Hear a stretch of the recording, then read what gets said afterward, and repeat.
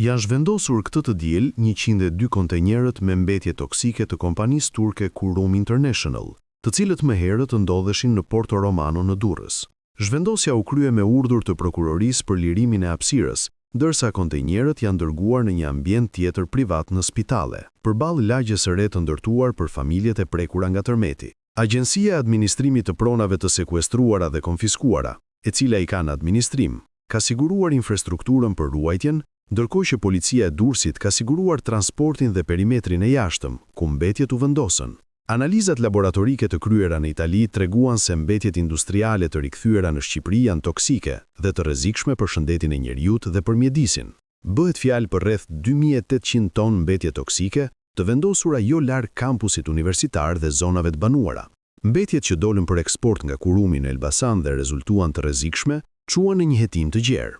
Prokuroria e Durrësit ka akuzuar si përgjegjës drejtues të Kurum dhe të kompanisë Sokolaj, e cila eksportoi mbetjet drejt Tajlandës.